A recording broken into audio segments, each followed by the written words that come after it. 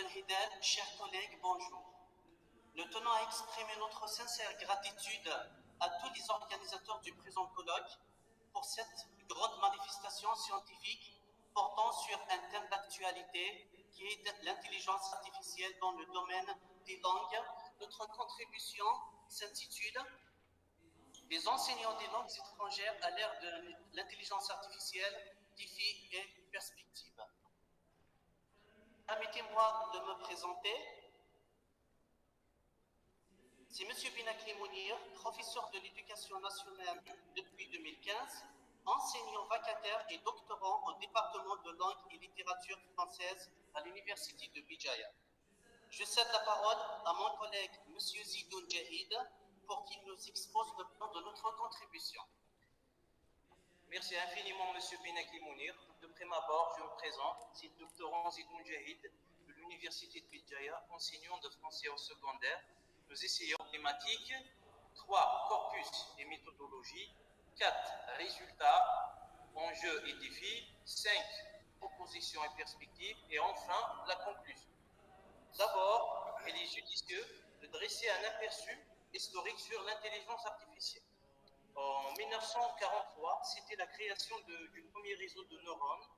En 1950, la première réflexion jaillit à propos de l'autonomie de la machine par le mathématicien Alan Turing. 4 ans plus tard, John McCarthy a prononcé pour la première fois le terme intelligence artificielle. 1997 et 2016 ont marqué 2 grands événements où la machine a vaincu l'homme au jeu d'échecs, avec la victoire sur le Kasparov, et en 2016 aux jeux vidéo. Enfin, en 2023, le ministre de l'Enseignement supérieur et de la Recherche scientifique a affirmé l'introduction de l'intelligence artificielle dès la prochaine année universitaire, selon le journal Horizon du 5 juin 2023.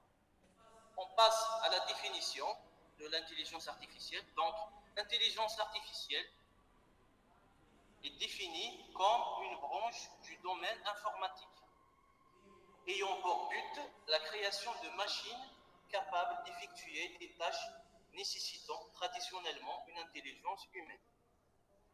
On passe au type de l'intelligence artificielle. Donc, on distingue 2 types d'intelligence artificielle. Le premier type, appelé spécialisé, aussi narrow, qui veut dire étroit, et weak, qui veut dire faible, conçu pour accomplir une tâche unique et perfectionnée dans un contexte restreint. Le second type, appelé général, est présent en grande partie dans les livres et les films de science-fiction.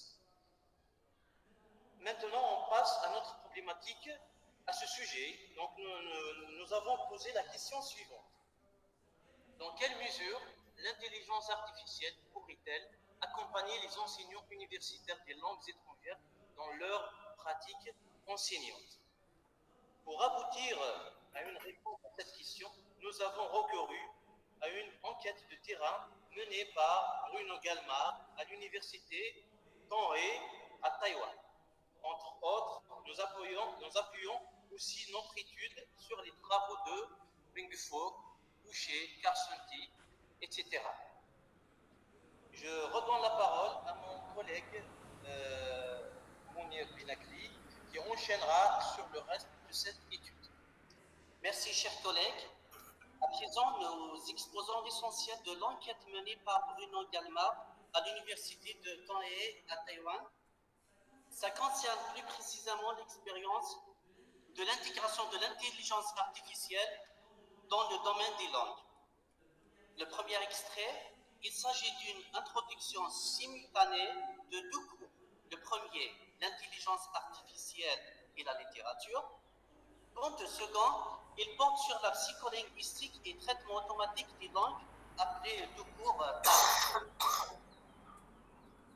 Le constat dressé à ce sujet est le désintérêt chez la plupart des étudiants pour les cours interdisciplinaires de l'intelligence artificielle. Dans son article, l'auteur a évoqué un témoignage d'un professeur taïwanais sur la coïncidence de la présence des enseignants à ce genre de formation. Dans l'extrait 3, l'auteur nous suggère un standard appelé double profil que nous allons préciser et expliquer tout de suite après. L'extrait 4 porte sur les atouts et les limites de l'intelligence artificielle dans le domaine de l'enseignement des langues. Dans ce dernier extrait, Bruno Galmar parle de l'introduction de l'intelligence artificielle dans les domaines non scientifiques, le cas des langues étrangères. L'analyse de notre corpus nous a permis de finir par quelques constats que nous considérons comme enjeux et défis qui sont les suivants. 1. Difficultés relatives à l'introduction de l'intelligence artificielle dans les domaines non scientifiques. 2. L'aspect interdisciplinaire de l'intelligence artificielle fait défaut quant à l'intérêt que portent les étudiants à ce genre de formation. 3. Les enjeux déontologiques et éthiques relatifs à la vie privée des enseignants et étudiants. À titre d'illustration, les applications de l'intelligence artificielle peuvent accéder aux données personnelles des utilisateurs. 4. L'enseignant est censé établir un véritable équilibre vis-à-vis de certains aspects traditionnels et des nouvelles offres de l'intelligence artificielle à l'enseignement des langues. 5. L'enseignant est face au défi de maintenir son rôle primordial à l'ère de l'intelligence artificielle, voire la robotique. Il en résulte également les perspectives et les recommandations suivantes. 1.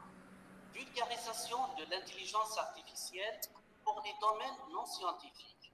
2. L'apprentissage adaptif, ça veut dire l'enseignement des langues plus l'intelligence artificielle. Ce genre d'apprentissage ou bien d'enseignement-apprentissage favorise la pédagogie différenciée, exigeant l'intervention permanente des enseignants en présentiel. 3. La nécessité d'avoir un double profil chez les enseignants, bien sûr. Exemple, enseignant de français et en même temps spécialiste en TAL, traitement automatique des langues. Donc, c'est juste à titre d'exemple. 4 et 5, il est recommandé d'asseoir des textes qui rendent la présence des enseignants obligatoire dans les formations en intelligence artificielle et mettre à leur disposition les outils technologiques nécessaires. En guise de conclusion, nous confirmons que l'intelligence artificielle peut accompagner les enseignants des langues étrangères dans la mesure où elle peut exécuter certaines tâches, mais pas d'autres. À titre d'exemple, traitement et sélection des textes images à des instructions.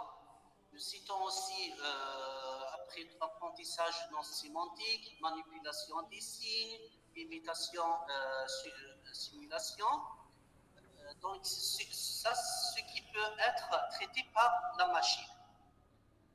Ce qui ne peut pas être traité ou bien fait par la machine, ce qui est réservé à l'enseignant ou bien à l'humain, nous citons à titre d'exemple, par exemple, donner un sens à une information, une connaissance ou une œuvre littéraire ou artistique.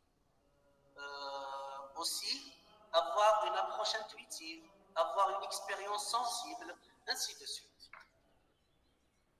Sur ce, j'invite mon collègue Zidoun Jahid pour clôturer cette présentation. Merci encore une fois, chers collègues.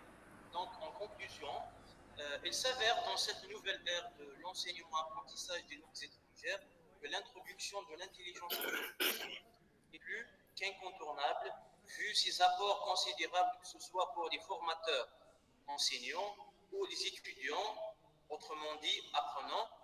Néanmoins, savoir s'en servir à bon escient reste la meilleure devise dans les mains de ses utilisateurs. Merci de votre bonne attention. Merci à vous deux pour votre communication. Vous avez présenté une communication qui s'intitule donc Les enseignants des langues étrangères à l'ère de l'intelligence artificielle, défis et perspectives. Très bonne communication, très intéressante. On y reviendra après dans le débat.